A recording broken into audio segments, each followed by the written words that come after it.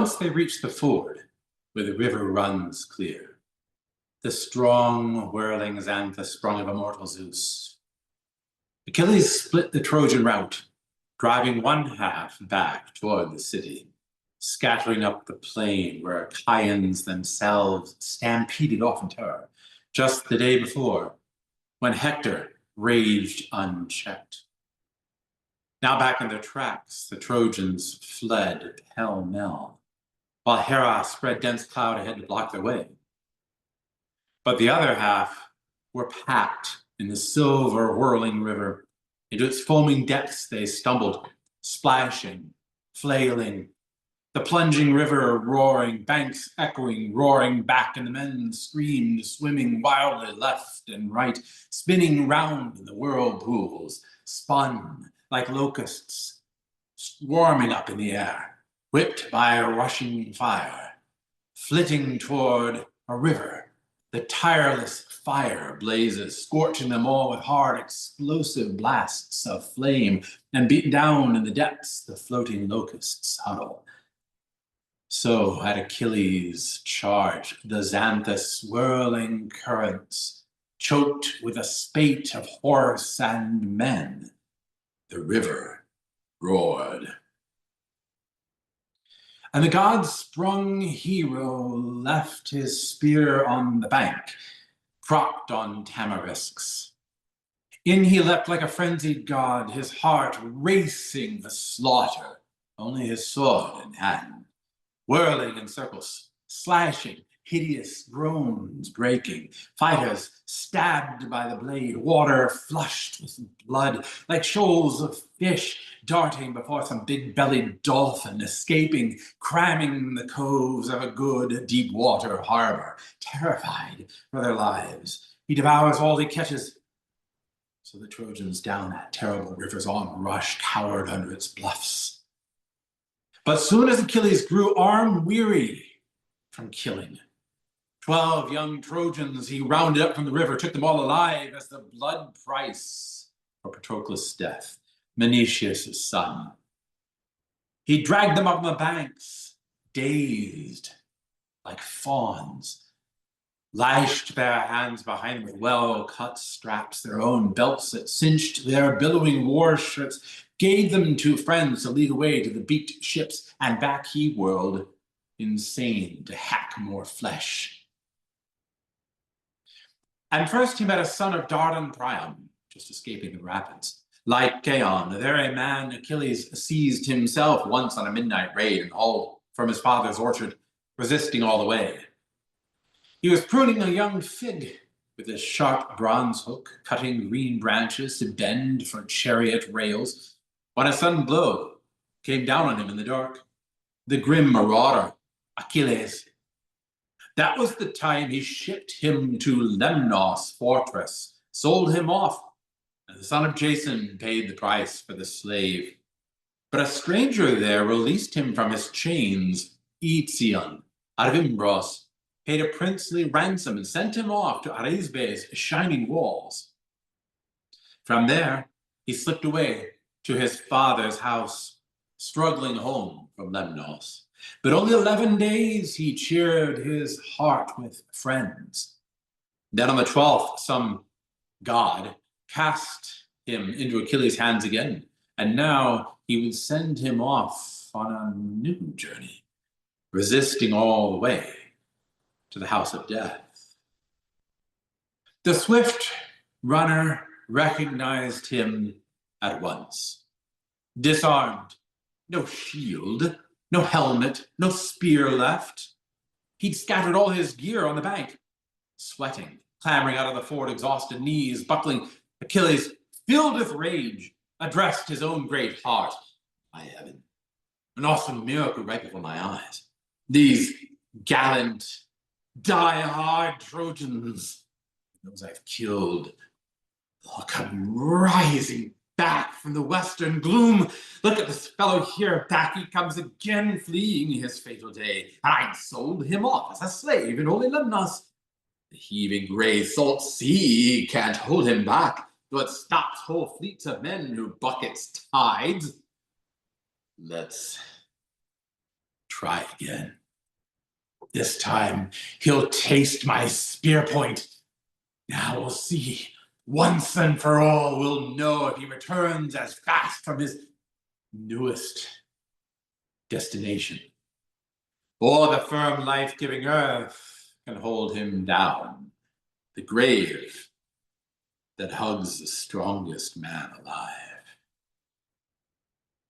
Waiting, plotting, the other stumbling toward him, stunned, wild to grasp his knees, wild with all his heart to escape his death and cruelly black fate, as the great Achilles raised his massive spear, wild to run him through.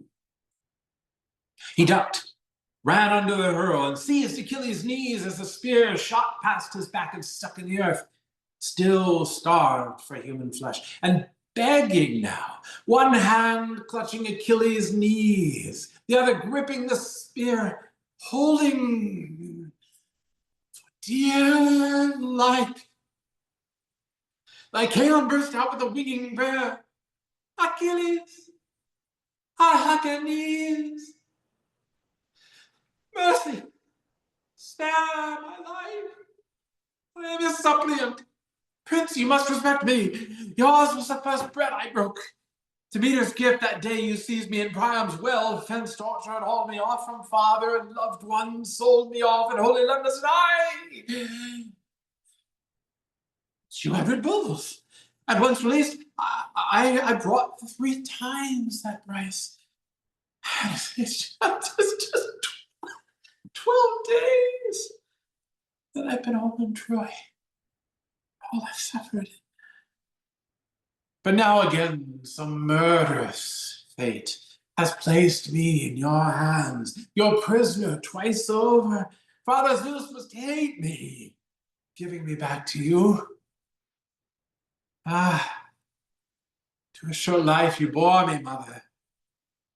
Mother, she was Laerthel, aged Altes' daughter. Altes who ruled the Lelegas, always keen for war, who holds the Pedasus heights along the Sapniois, and Priam wed his daughter with many other wives, and she produced 2 sons, and you'll butcher both. One you killed in the ranks of frontline fighters, noble Polydorus. Ran him down with your lance, and a gruesome death awaits me here and now. No hope of escape from me, from your clutches. Not when destiny drives me up against you. Listen. Listen to this, too. Take it to heart. I beg you. Don't kill me. I'm not from the same womb as Hector. Hector, you killed your friend. Your strong, gentle friend. So the illustrious son of Priam begged for life, but only heard a merciless voice in answer. Fool! Don't talk to me of ransom. No more speeches. Oh, Patroclus met us day of destiny true. It warmed my heart a bit to spare some Trojans. Droves I took alive and auctioned off as slaves. The now not a single Trojan flees his death. Not one the gods hand over to me before your gates. None of all the Trojans, sons of Priam, least of all.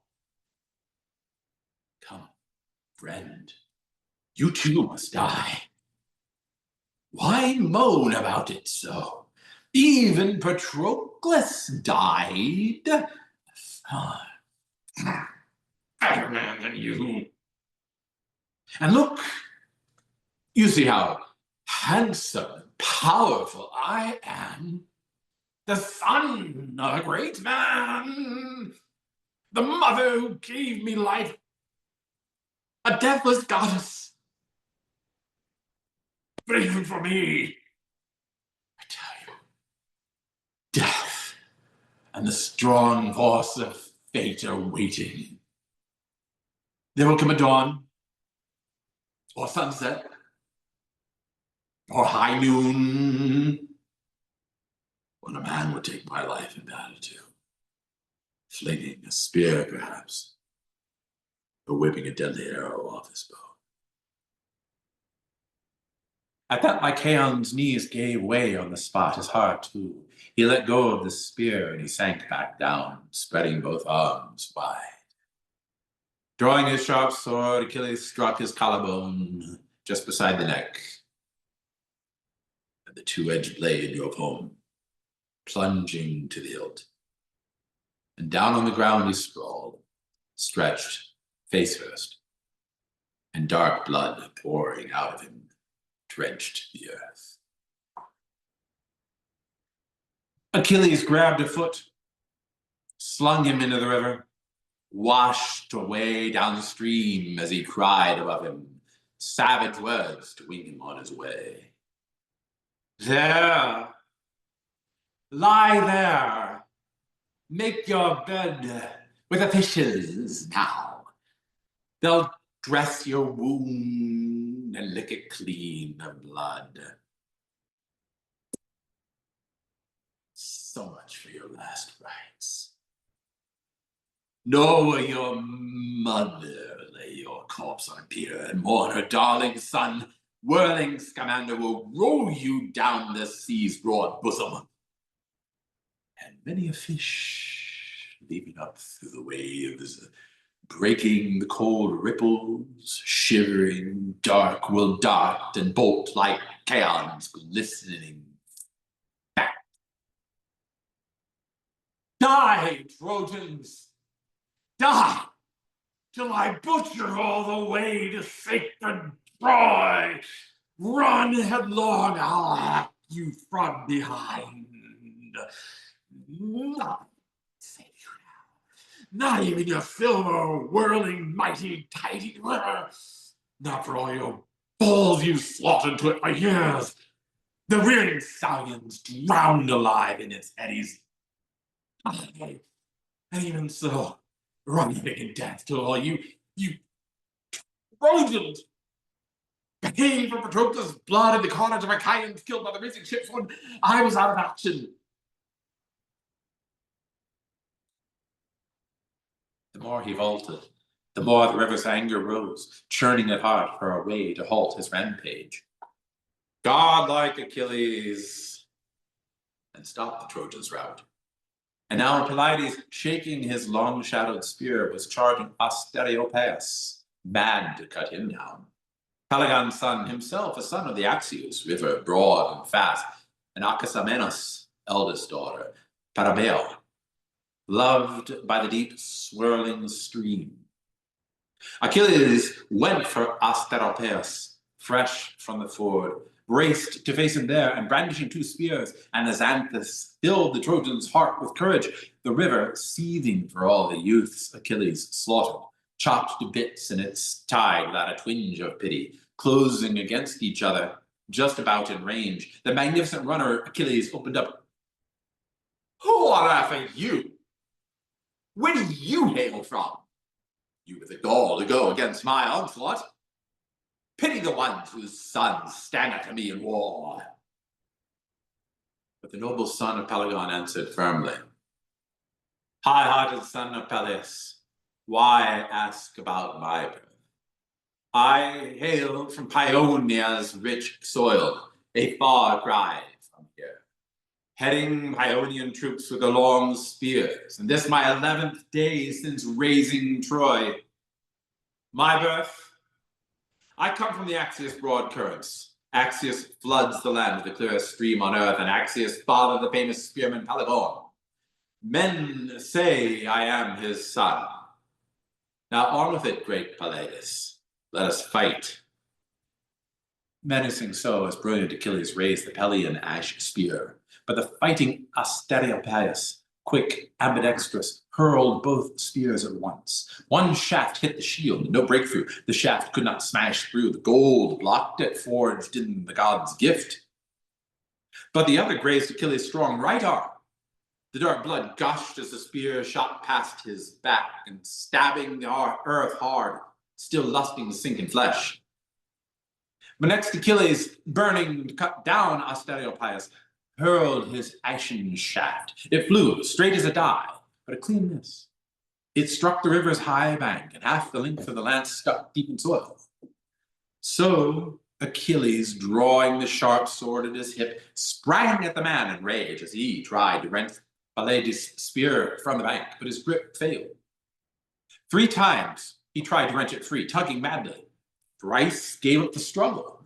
The 4th, with all his might, he fought to bend Achilles' shaft and break it off, but before it budged, the hero was all over him, slashing out his life, slitting his belly open, a scooping slice at the navel, and all his bowels spilled out on the ground. Darkness swirled his eyes as he gasped his breath away. And trampling his chest, Achilles tore his gear off, glorying over him now. Lie there, with the dead, punishing work, you see, to fight the sons of invincible Kronos' son, even sprung from a river as you are. You claimed your birth from a river's broad stream? Well, I can boast my birth from powerful Zeus himself. My father's the man who rules the hordes of Myrmidons, Peleus, son of Iacchus, and Iacchus sprang from Zeus, and as Zeus is stronger than rivers surging out to sea, so the breed of Zeus is stronger than any streams. Here's the great river flowing past you. Look, what help can he give you? None. Nothing can fight the son of Kronos, Zeus. Not even Achilles, king of rivers, vies with Zeus. Not even the overpowering ocean's huge high tides, the source of all the rivers and all the seas on earth and all springs and all deep wells, all flow from the ocean. But even the ocean shrinks for the mighty father's bolt when terrible thunder crashes down the skies. With that, Achilles pulled his bronze spear from the river bluff and left him there. The Trojan's life slashed out, sprawled in the sand, drenched by the black tide. Eels and fish, the corpse's frenzied attendants, ripping into him, nibbling kidney fat away. But Achilles went for Paeonians, helmets plumed, still running in panic along the river's rapids once they saw their finest fall in the onslaught. Beaten down by Pallades' hands and hacking sword, he killed in a blur of kills Thersilochus, Mydon, Astypilus, Menessus, Thracius, Aeneas, and Ophelestes.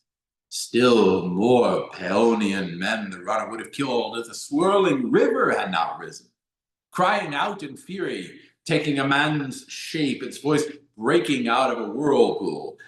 Stop, Achilles!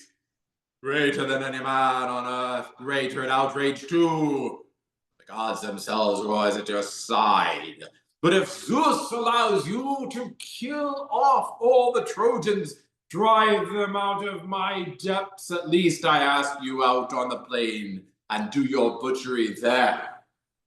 Oh, my lovely rapids are crammed with corpses now. No channel in sight to sweep my currents out to sacred sea. I'm choked with causes, and still you slaughter more. You blot out more. Leave me alone. Have done, captain of armies. I'm filled with horror. And the breakneck runner only paused to answer, so be it, Scamander, sprung of Zeus, as you command. But I won't stop killing these overweening Trojans, not till I've packed them in their walls and tested Hector, strength against strength.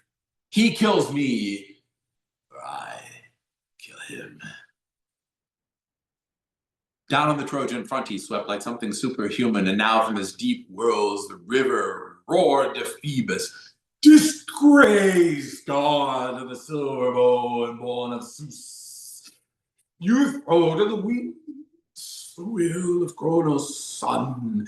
Time and again Zeus gave you strict commands. Stand by the Trojan ranks and save their lives, till the sun goes down at last, and darkness shrouds the plowlands ripe with grain. When I heard that, Achilles, the famous spearman, leaping down from the bluff, plunging the river's heart, and the river charged against him, churning, surging, all his rapids rising in white fury, and drove the mass of corpses, choking tight its channel. The wreck Achilles killed. Scamander heaved them up, and bellowing like a bull, the river flung them out on the dry land, but saved the living, hiding them down the fresh, clear pools of his thundering, whirling current. But thrashing over Achilles' shoulders raised a killer wave. The tremendous thrust of it slammed against his shield, and he staggered, lost his footing, his arms flung out for a tall, strong elm. He clung, but out it came by the roots, toppling down, ripping away the whole cliff, blocking the stream with a tangled snarl of branches, crashing into it full length to dam the river bank to bank. Bursting up from a whirlpool, Achilles dashed for the plain, his feet flying in terror. But the great god would not let up. Hurling against him, Scamander, looming into a murderous breaker, dark over him, dead set on stopping the brilliant Achilles' rampage here and thrusting disaster off the struggling Trojan force.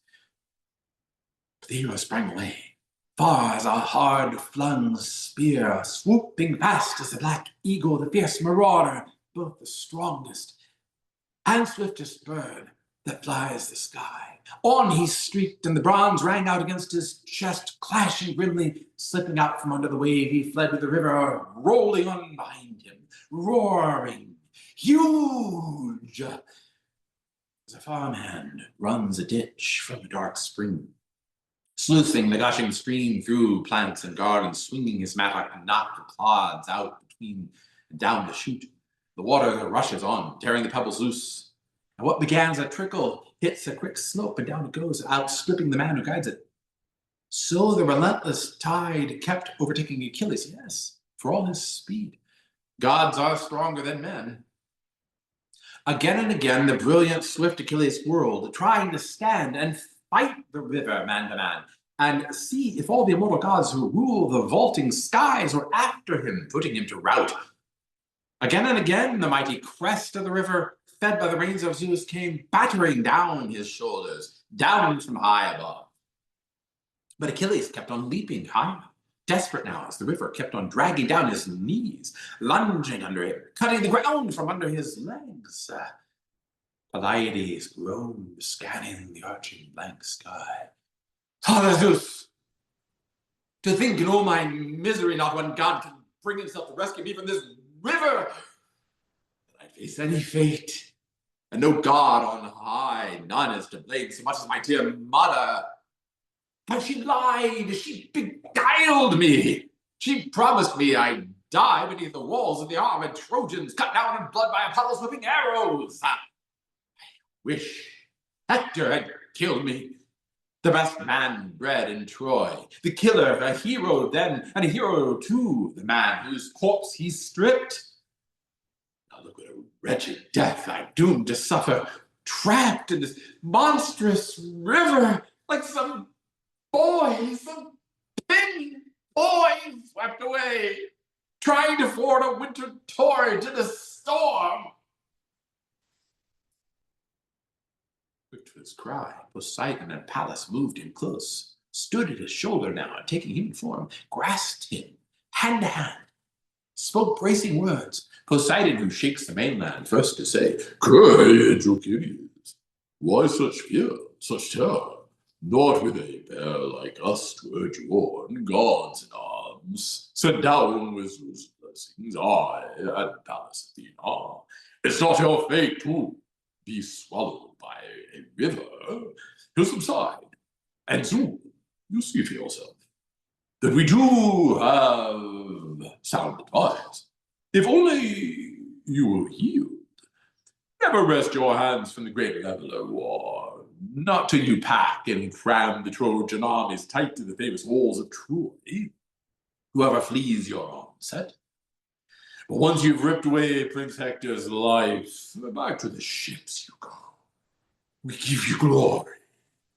Seize it in your hands. And with that challenge, both went soaring home to the deathless ones on high.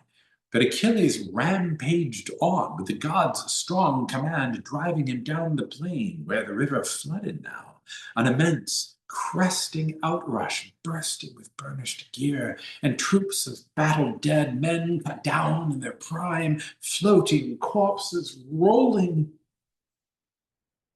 But Achilles surged on too, with high hurtling strides, charging against the river, on, breakneck on, and the river could not stop him.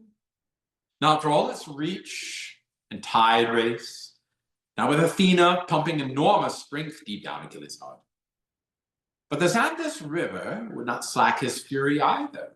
He raged at Achilles all the more. He marshaled up a mountainous ridge of water, roaring out to Symbois, "Oh, dear brother, rise. Both of us rush together to halt this mortal's onslaught. At any moment he'll storm King Priam's mighty stronghold down the stand up to the man in battle. Oh, beat him back quickly. Deluge all your channels from all your gushing springs. Muster all your torrents. Raise up a tremendous wave, rumbling, booming with timber, boulders crashing. We'll stop this wild man in his tracks, lording it in his power now and raging like some god. Neither in his strength nor splendid build can save him. Not now, I tell you, nor that glorious song. Now, somewhere under our floods, that gear will sink, immersed deep in slime. Now I'll roil his body round in sand and gravel, tons of spills of silt.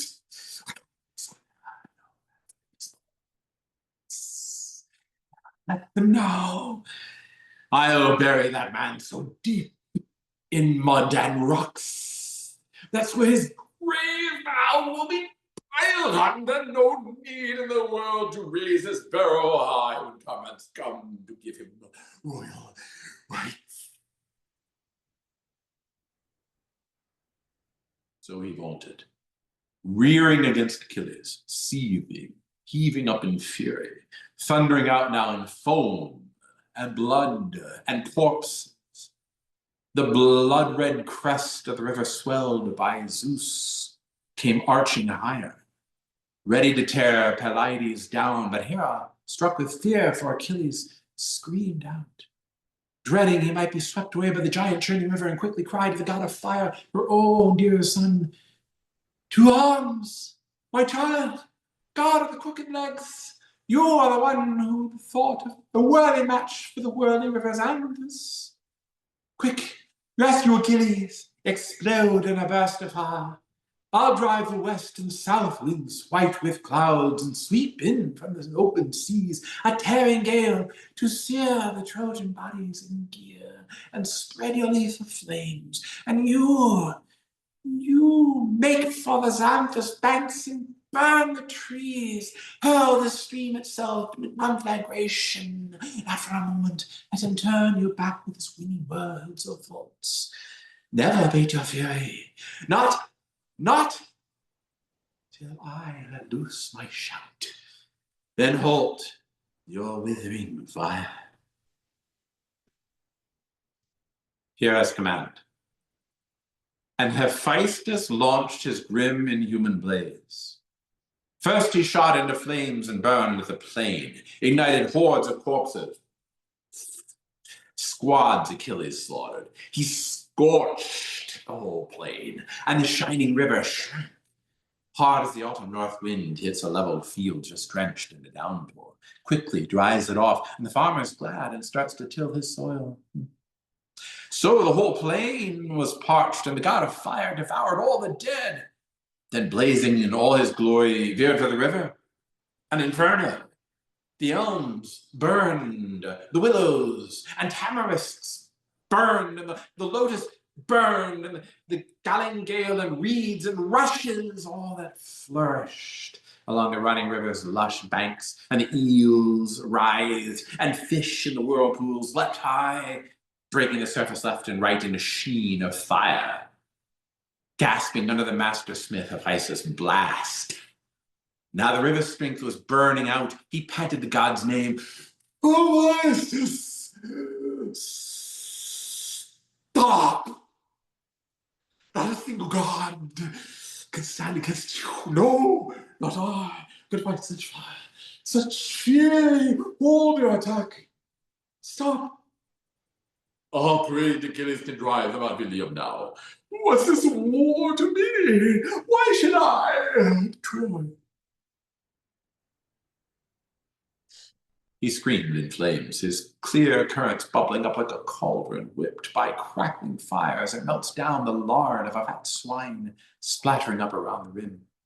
Dry logs blazing under it, lashing it to the boil. So the river burned. His clear currents seethed and lost all will to flow. He stopped, overwhelmed by the torrid blast of the master craftsman god of fire, and Xanthus cried to Hera, pouring out his heart in a flood of supplication. Oh, Hera, why? Why does your son attack me when my water's more than all the others? Why? What of you? Nothing beside those are the powers. Oh, rush to defend the Trojan armies. Oh, I'll stop if that is your command. But let your sons stop too. I'll swear once more never to drive the fatal day away from the Trojans. Not even when all Troy burns in the ramping flames, when the warring sons of Achilles burn it down. And here I heard him, the radiant, white-armed goddess, quickly cried to the god of fire, her own dear son, Hephaestus, stop. Stop, my glorious, blazing boy. It's not right to batter another deathless scar, not for the sake of these mortals.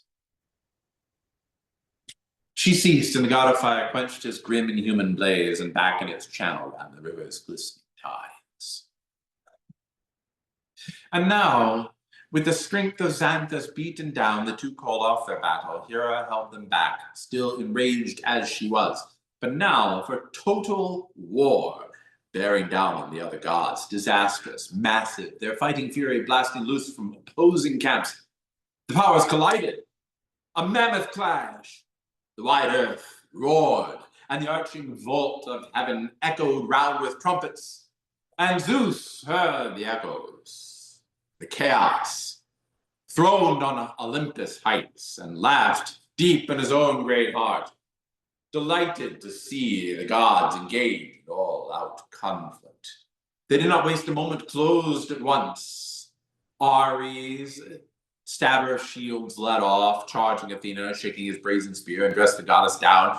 You dogfly, why drive the gods to battle once again?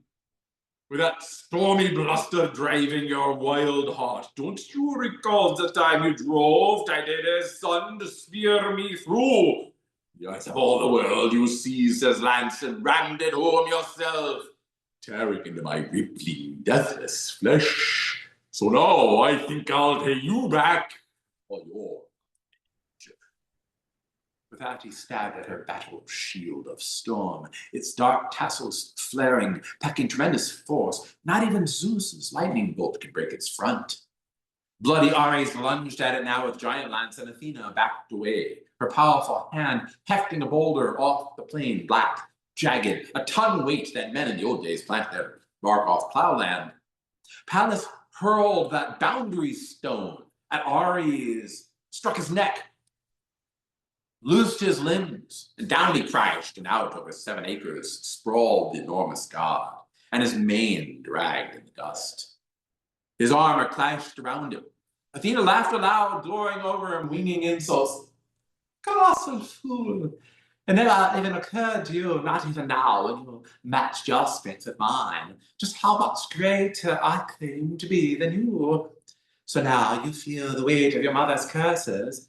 Hair plotted against you, hair up in arms, because you left the Achaean forces in the lurch and rushed to defend those reckless, headlong Trojans. Triumphant Athena turned her shining eyes away, and Aphrodite, daughter of Zeus, took Ares' hand and led him off the field, racked with wounds, barely able to gather back his strength.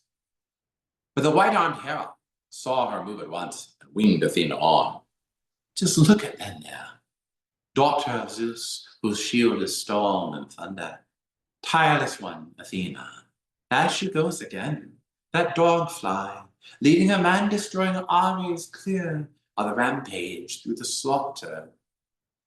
After her, quick. Athena's heart leapt high. She charged at Aphrodite, overtook her, and beat her breasts with clenched fists. Down she sank with Ares. Resistance quite dissolved. Two immortals spread on the earth that rears us all, with Pallas triumphing over them with winged exultations. Down you go! May all the gods who help the Trojans fall as hard when they battle Argives armed for war. All as courageous, all as steadfast as Aphrodite when she sped to Ares' side and faced my fury. Then we'd have done with fighting long ago, raised the rugged walls of Troy, and laid her waste. So Athena vaunted, and white-armed Hera smiled. But the mighty god of earthquakes challenged Phoebus. Apollo, why hold back from each other? It's not fair. The other gods have launched themselves at war. What disgrace for us to return without a fight to the bronze-floored house of Zeus on Mount Olympus. You lead off. You're the younger born, and it's wrong for me since I have years of you. And I know the world much better. Fool! What short-lived memory you must have. Don't you remember? I've forgotten even how all those troubles we suffered here alongside Troy. We alone are the gods when Zeus dispatched us down to slave for proudly Armadan. 1 more year, stated wages, all that man's beck and call. I erected the rampart around the Trojan city, a massive ashlar wall to make the place impregnable. You, Phoebus, herded your shabbling crook-horned cattle along the spurs of Ida's timbered ridges. But then, when the happy spring brought time for payment round, that outrageous man Almadon robbed us blind. He stole our wages, cursed us, sent us packing. He threatened to bind us both hand and foot, ship us off and away as slaves to distant islands. He was awful lopping off our ears with a brazen axe. So we made our way back home, hearts smoldering, furious for the sum he swore but never paid. And that is the one who's meant you favor. You favor. Now, no joining ranks with us as we fight to wipe them out. These insolent Trojans, stretch them out in the dust with all their sons and all their honored wives. But the distant deadly archer volleyed back. God of the earthquake, you'd think me harmless some saint if I fought with you for the sake of wretched mortals. Like leaves, no sooner flourishing, full of the sun's fire, feeding on earth's gifts, then they waste away and die. Stop. Call off this skirmish of yours at once. Let these mortals fight themselves to death. With that, he turned and left, filled with shame to grapple his own father's brother hand to hand. But his sister, Artemis the huntress, queen of beasts, inveighed against him now with stinging insults. Sir, the deadly immortal archer runs for your life, turning over victory to Poseidon to the victory, giving him all the glory he held without a fight. Why do you sport that bow, you spineless fool? It's worthless as the wind. Don't let me hear you boast in father's halls ever again, as you have bragged among the gods to now, that you would fight Poseidon, strength for strength. Not a word in reply to that from the archer god. But Zeus's regal consort flew into rage at once, and her outburst raked the huntress around with arrows. How dare you have the gall, you shameless bitch, to stand and fight me here? You and your archery. Zeus made you a lion against all women, true. He lets you kill off mothers in their labor, but you'll find it painful matching force with me. Better to slaughter beasts on rocky mountain slopes and young deer in the wild than fight a higher goddess. But since you'd like a lesson in warfare, Artemis, just to learn, to savor how much stronger I am when you engage my power. She broke off, her left hand seizing both wrists of the goddess, right hand stripping the bow and quiver off her shoulders. Hera boxed the huntress's ears with her own weapons, smiling broadly now as her victim writhed away, showering arrows scattered, bursting into tears. The goddess slipped from under her clutch like a wild dove that flies from a hawk's attack to a hollow rocky cleft, for it's not the quarry's destiny to be caught. So she fled in tears, her archery left on the spot. But Hermes, the guide of souls and giant killer, reassured her mother, Leto, nothing to fear. I never fight you, Leto. An uphill battle it is, trading blows with the wives of Zeus who rules the clouds. No, go boast to your heart's content and tell the gods you triumphed over me with your superhuman power. And so Leto gathered the reflex bows and arrows scattered left and right in the swirling dust, and bearing her daughter's archery in her arms, withdrew from the field of battle, trailing Artemis. By now the huntress had reached Olympus' heights and made her way to the bronze-floored house of Zeus. And down she sat in her father's lap, a young girl, sobbing, her deathless robe quivering around her body. But her father, son of Cronus, hugged her tight, and giving a low, warm laugh, inquired gently, Who has abused you now, dear child? Tell me, who of the sons of heaven so unfeeling cruel? Why, it's as if they caught you in public doing something wrong. Wreathed in flowers, the one who halloos the hunt cried out at once. Your own white son, the white-armed hero beats me. This strife, this warfare plaguing all the immortals. Hera is all to blame. And now, as the powers wrangled back and forth, the Lord God Apollo entered holy Troy, filled with dread for the city's sturdy walls. What if the Argive forces stormed them down today, against the will of fate? The rest of the gods who live forever soon returned to Mount Olympus, summoned rage, summoned their proud, new won glory, and sat beside the Father, king of the black cloud. But Achilles slaughtered on and on, never pausing, killing Trojans and skittish battle teams at once, as smoke goes towering into the broad vaulting sky from a burning town and the god's wrath drives it on. Dealing struggle to all, to many searing grief, so Achilles dealt the Trojans struggle, grief. But there on the god-built height stood aged Priam. He saw the monstrous Achilles, and racing on before him, Trojans swift in headlong flight, all rescued on. The king cried out and clambered down to ground from the high tower, issuing quick commands to veteran gateway guards beside the walls. Spread the great gates wide, all hands now, till our routed troops can straggle back to Troy. Achilles swarms over them. They're stampeding. A terrible mauling is coming. I can see it now. Once they're packed in the walls, and I catch their breath. Close the thick-set gates and bolt them tight again. Dread this murderous man. He'll burst right through our walls.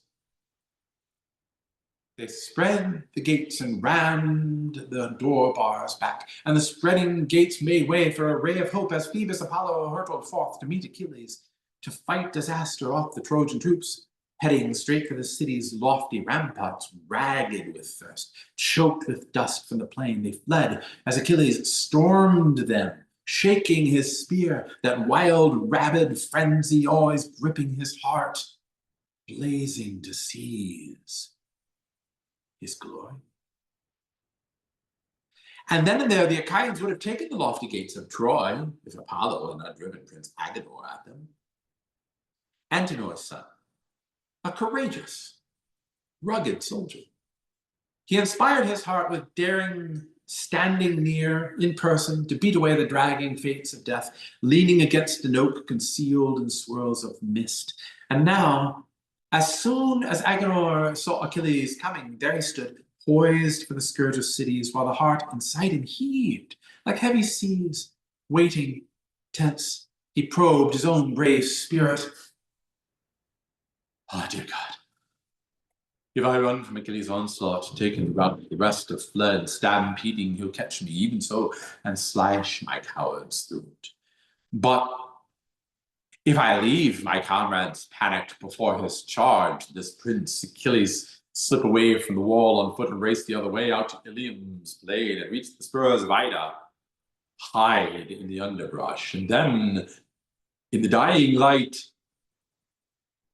once I washed my sweat away in the river, yes, I just might make it again back to Troy. But why debate, my friend? Why thrash things out? Oh, God forbid that Achilles sees me turning tail, heading from town and out to open country. He'll come after me full tilt and run me down, and then no way to escape my death, my certain doom. Achilles is far too strong for any man on earth. Wait, what if I face him out before the walls? Surely his body can be pierced by bronze? Even his? He has only one life. And people say he's mortal. It's only the son of Cronos handing him the glory. Filled with resolve, he braced, waiting Achilles, his warrior blood incensed. He'd fight to the death, as a panther springs forth from her thicket lair to stand and face the huntsman. No fear in her heart, no thought of flight when she hears the baying packs. And even if he's too quick with spear or lunging sword, even if she's run through, she never slacks her fury until she's charged him hard or gone down fighting. So the noble son of Antenor, brave Agenor, would never run until he tested Achilles. He steadied his balanced shield before his chest, aimed his spear at the man, and flung this challenge.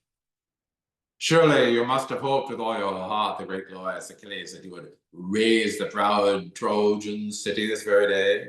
You fool. You still have plenty of pain to suffer for her sake.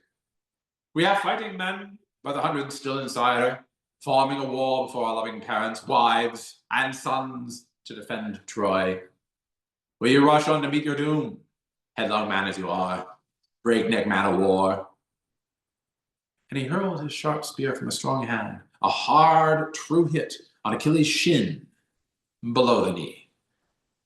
But the tin of the fire-new armor around his leg let loose an unearthly ring. Back the spear sprang from the wondrous gear it struck, not punching through. The gift of the god Hephaestus blocked its force, and Achilles, next, he leapt at Prince Agenor, but Phoebus refused to let him seize the glory. He whisked Agenor off, wrapped in swirls of mist, and sped him out of the fighting safely on his way, and then, with trickery, kept Achilles off the Trojans. True, just like Agenor, head to foot the deadly archer stood in Achilles' path, and Achilles sprang in chase, feet racing, coursing him far across the wheat fields, heading him out towards Scamander's whirling depths, as the god led him a little, luring him on and on, always hoping to catch the god with bursts of speed. But all the while, the rest of the Trojans fled en masse, thrilled to reach the ramparts, crowding, swarming in, no daring left to remain outside the city walls and wait for each other, learn who made it through, who died in battle. No. In a driving rout they came, streaming into Troy. Any fighter whose racing legs could save his life.